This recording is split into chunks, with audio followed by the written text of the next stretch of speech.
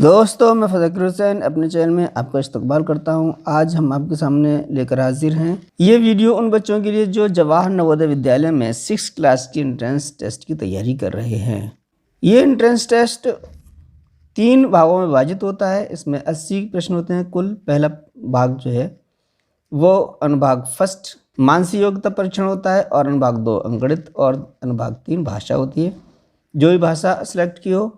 तो इस वीडियो में हम लेकर हाजिर हैं अनुभाग 2 अंकगणित। इसमें 40 मानसिक योग्यता प्रश्न के होते हैं और 41 से हमारे गणित के शुरू हो रहे हैं। तो 41वां प्रश्न है, उन सभी अभाज्य संख्याओं का जो 17 से बड़ी नहीं है योगफल है। यानी 17 तक की, यानी 17 से बड़ी ना हो ऐसी अभाज्य संख्याओं का योगफल हम निकालें तो कितना आएगा, यही हम ऑप्शंस में देखेंगे। तो पहले देखते हैं अभाज्य संख्याएं कौन कौन सी हैं।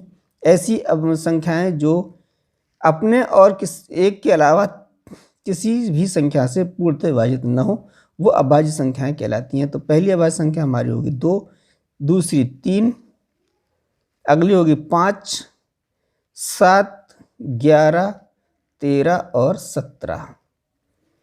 तो ये इनका योग कितना होगा वो हमें निकालना है।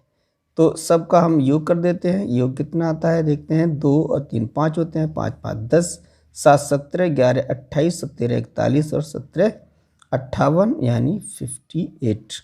ये आ गया है 17 तक की, यानी 17 से बड़ी ना हो ऐसी अभाज्य संख्याओं का योगफल। तो इसमें देखते हैं 58 ये है दूसरे ऑप्शन में, तो दूसरा ऑप्शन हमारा सही है। 42वें प्रश्न में दिया गया ये 4,28,73,015 में 7 के स्थानीय व जातीय मानों का अंतर। तो 7 का स्थानीय मान होगा वो क्या होगा, 7 के बाद जितने अंक हैं 1 2 3 4 अंक हैं, तो चारों की जगह 0 लगा लेते हैं। तो ये 7 का स्थानीय मान आ गया।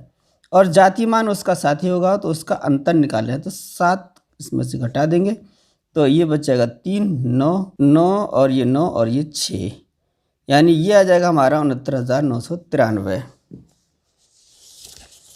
तो ये आ गया 69,993। तो दूसरा ऑप्शन इसका भी सही है।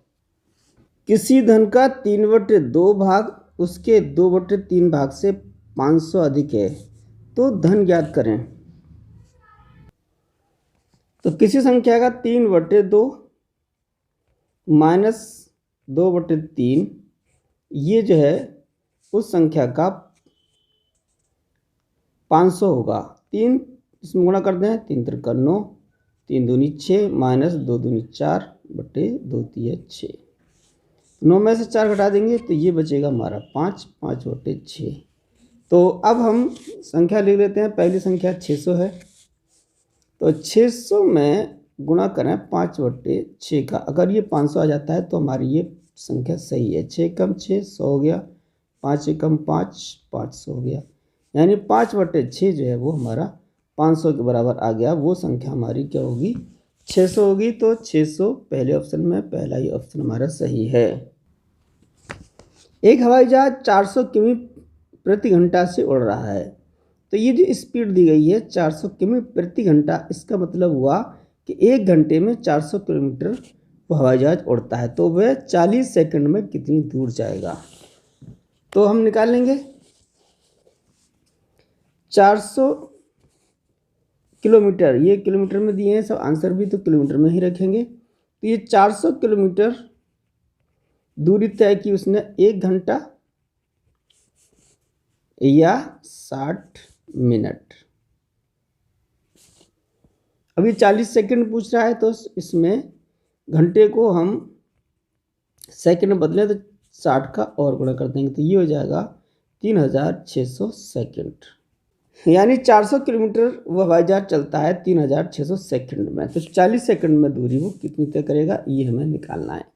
तो इसमें एक एक नियम लगाएंगे, यानी 3600 सेकंड में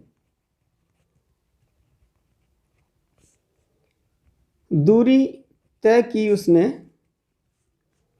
400 किलोमीटर। तो 1 सेकंड में कितनी दूरी तय करेगा।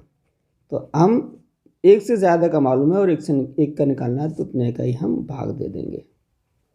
ये आ गया किलोमीटर। अब 40 सेकंड में कितनी दूरी तय करेगा, ये दूरी तय की है 1 सेकंड में, तो 1 का मालूम है 40 निकालना है, तो हम क्या कर देंगे, गुणा कर देंगे। तो ये हो जाएगा 400 गुणा 40/3600। तो 1 0 इससे कट गया, इससे कट गया, 4 का पहाड़ा पड़ दिया, 9 बार गया। अब ये नहीं कटेगा तो ये आ जाएगा 40/9। अब 9 का भाग देंगे इसमें, तो ये आ जाएगा 9 चौक 36, यानी 4 किलोमीटर। अभी हमारा 4 किलोमीटर और बचा है, इसको हम बदल देंगे मीटर में। तो 9 का भाग देंगे इसमें, तो 4 किलोमीटर, 9 का भाग दें, 9 चौक 36, 9 चौक 36, 4 4 आते रहेंगे, तो ये आ जाएगा मीटर में, यानी 4 किलोमीटर 444 मीटर 40 सेकंड में दूरी तय करेगा।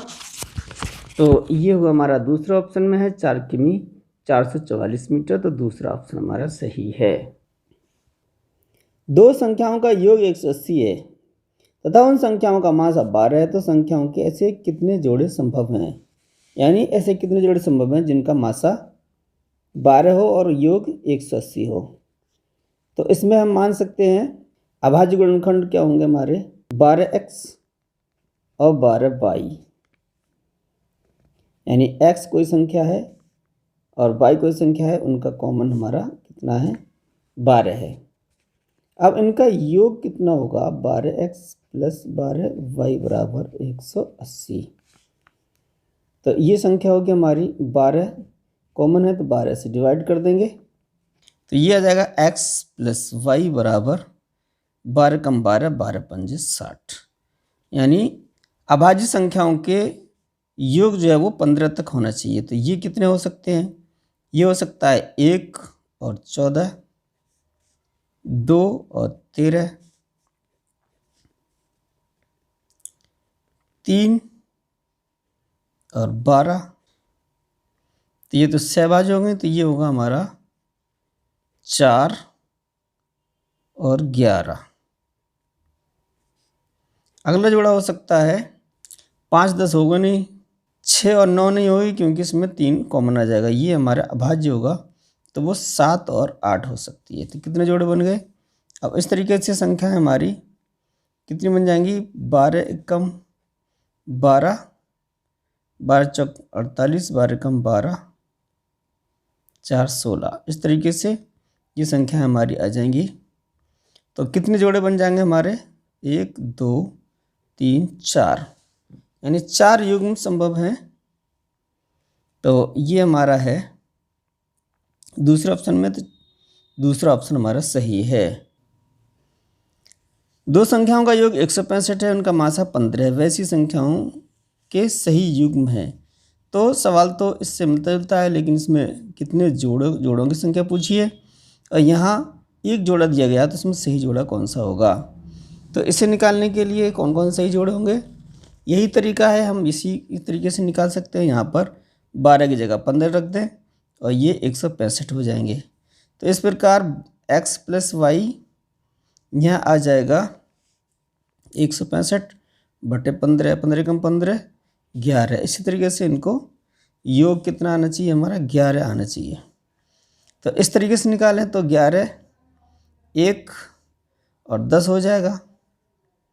अब इसमें 15 गुणा कर दें, 15 कम 15, 15 दाई 150, दूसरा हो जाएगा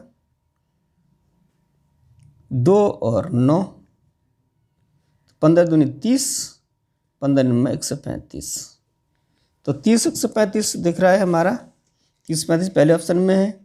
और अगर हम ये सब न निकाल कर अगर इसमें देख लें, इन दोनों संख्याओं का योग अगर देखें 165 हो जाए तो वही हमारा आंसर होगा। तो इसमें अगर हम देखते हैं तो ये नहीं हो रहा है, इसमें 180 हो जाएगा, इसमें 9 8 17 170 हो जाएगा और इसमें हो जाएगा 140। तो यही हमारी दो संख्याएं, यानी ये दो युग्म, एक युग्म है 30 और 135 का, दिन को जोड़ें तो 165 होता है। तो पहला ही ऑप्शन हमारा सही है। 8 मीटर लंबे और 6 मीटर चौड़े कमरे के फर्श को ढकने के लिए 4 डेसीमीटर भुजा यानी वर्गाकार वाली कुल कितनी टाइलों की आवश्यकता होगी। तो ये डेसीमीटर में है और ये मीटर में है।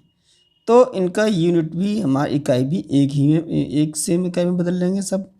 इनका क्षेत्रफल और इसका क्षेत्रफल डिवाइड कर देंगे तो हमारी कुल टाइलों की आवश्यकता जो होगी वो आ जाएगी। तो कमरे का क्षेत्रफल हमारा हो जाएगा 8 गुणा 6 बटे 4 गुणा 4। ये हमारा भाग दे दें तो हमारा आंसर आ जाना चाहिए। अब हम क्या करें, इसमें यूनिट को सेम कर लें।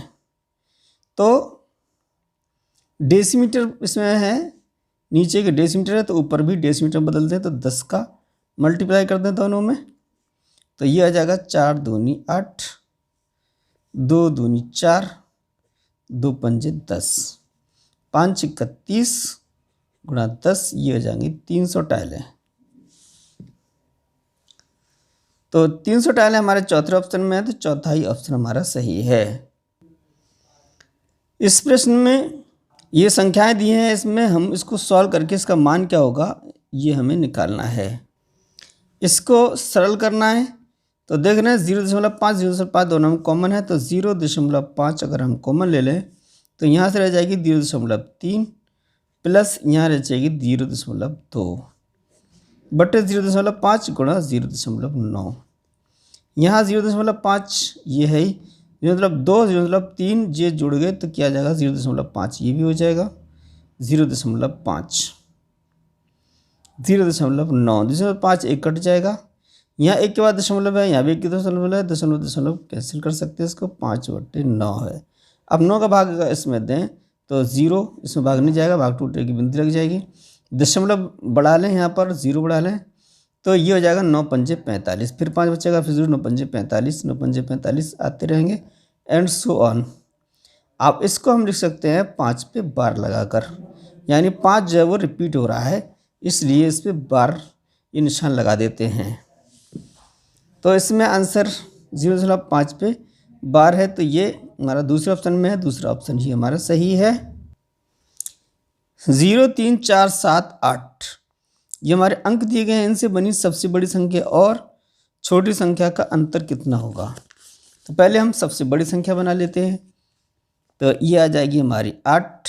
अंकों का हम घटता हुआ क्रम लेते हैं, 8 के बाद 7, फिर 4, फिर 3, फिर 0, ये आ गई सबसे बड़ी संख्या। सबसे छोटी संख्या लाए तो 0 अगर यहाँ लेते हैं तो ये गिना नहीं जाएगा, इसलिए हम 3 को पहले लेके उसके बाद 0 लेते हैं, फिर यहाँ से शुरू करेंगे 4, फिर 7, फिर 8, ये है सबसे छोटी।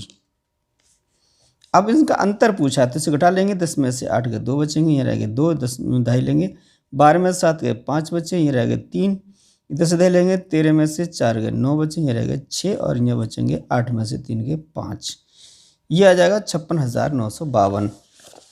तो यहाँ है 56,952, ये चौथे ऑप्शन में, चौथा ऑप्शन हमारा सही है। प्रत्येक 3 सेमी किनारों वाले 2 घनों को सिरे से सिरे तक जोड़कर एक घनाभ बनाया जाता है। घनाभ का आयतन कितना होगा। तो पहले हम घन समझ लेते हैं। घन जो हमारा होता है ऐसी त्रिविमीय आकृति, यानी लंबाई चौड़ाई ऊंचाई वाली आकृति जिसकी तीनों ही साइडें हमारी क्या हैं, बराबर हैं, ये हमारा घन बन गया। तो ये घन की प्रत्येक भुजा कितनी है, 3 सेंटीमीटर। ये लंबाई भी 3 सेंटीमीटर, ऊंचाई भी 3 और चौड़ाई भी 3 है। ऐसे ही एक और घन बनाया जाता है। ये 2 घन है तो 3 सेमी ये हो गई, 3 सेमी ये लंबाई जो है हो गई हमारी 6 सेंटीमीटर। तो ये हमारा बन गया घनाभ। ऊंचाई 3 रहेगी और चौड़ाई भी 3 ही रहेगी, तो ये बन जाएगा हमारा आयतन, यानी उस घनाभ का जो 2 घनों को जोड़कर बनाया जाता है। तो 6 18 18 54, ये होता है आयतन, लंबाई गुणा चौड़ाई गुणा ऊंचाई। तो 54 घन सेंटीमीटर ये हमारा आयतन आ गया है। तो 54 सेमी क्यूब पहला ही ऑप्शन हमारा सही है। किस धन का 10% वार्षिक ब्याज दर से 3 वर्षों में साधारण ब्याज 300 रुपये हो जाएगा। तो साधारण ब्याज का जो फॉर्मूला है, साधारण ब्याज बराबर होता है मूलधन गुणा दर गुणा समय बटे 100। अब ब्याज है हमारा 300 रुपये। मूलधन निकालना है, यानी किस धन का, ये धन पूछ रहा है, तो दर कितनी है हमारी 10%। समय है 3 वर्ष बटे 100। अब मूलधन हमें निकालना है, एक जीरो से यहाँ एक जीरो काट दो, 10 का इसमें गुणा कर दो, 3 से इसमें भाग दे दो, तो यहाँ बचेगा मूलधन। तो यहाँ आ जाएगा 300, ये आ जाएगा 10 और बटे में आ जाएगा 3। 3 एकम 3 0, 10 100 जगह 10 10 हो तो कितना आ जाएगा 1000। तो ये आ जाएगा हमारा मूलधन। तो 1000 दूसरा ऑप्शन हमारा सही है। ये प्रश्न में दिया गया है 50 का 80%, धन 80 का 50%, ये किसके बराबर होगा। ये प्रश्न में संख्याएं दी गई हैं, इसको सॉल्व यानी हल कर लें तो कितना आएगा। तो क्या करते हैं, 50 का की जगह हम गुणा कर लेते हैं, 80% है तो इसे हम लिखते हैं 80 बटे 100, यानी भिन्न के रूप में लिख देते हैं। धन 80, इसका की जगह आप भी गुणा कर लेते हैं और ये हो जाएगा 50 बटे 100। अब ये 0 इससे कट दें, 10 पंजे 50, ऐसे ही ये 8 पंजे 40, ये भी हो गया, 8 पंजे 40, ये भी हो गया। तो ये दोनों को जोड़ दिया, कितना आ गया 80। तो पहला ही ऑप्शन हमारा सही है।